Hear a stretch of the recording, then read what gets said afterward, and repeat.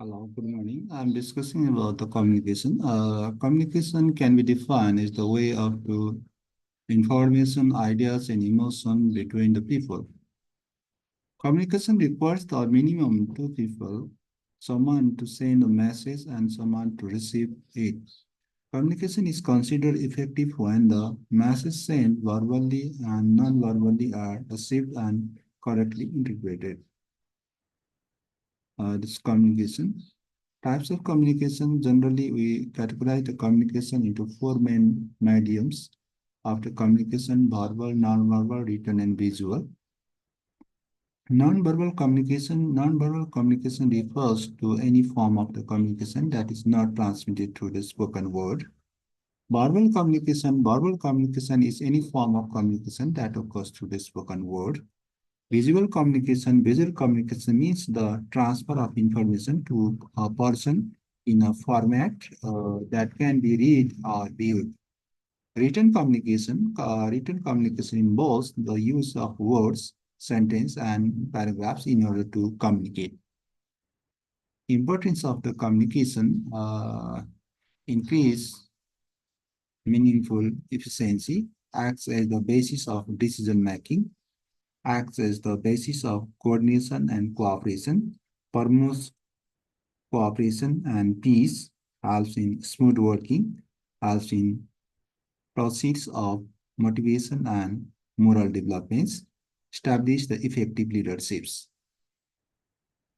The process of the communication, the sender message, sends some message, and it's encoding. The message pass into receiver through the channel, and the message is decoded by the receiver, and some feedbacks in transfer to the sender.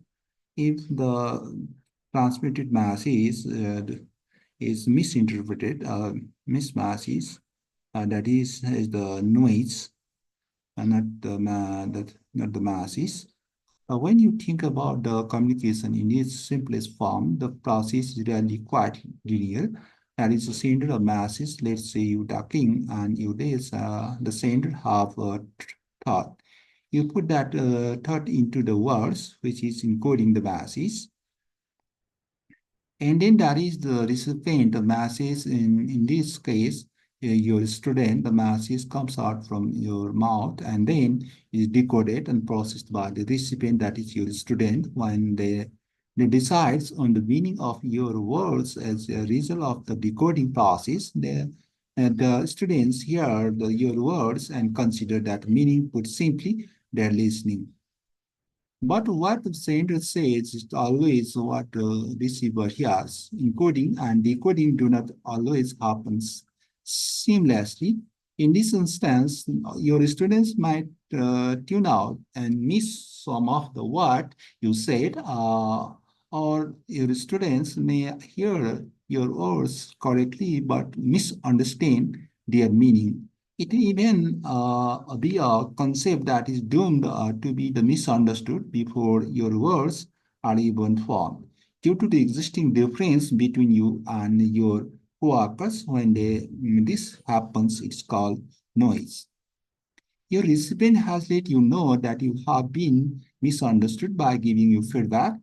At this point, you can repeat the message and second time ask some clarifying questions to determine why your recipient didn't understand and you said, and address those issues on your next attempt to communicate the idea.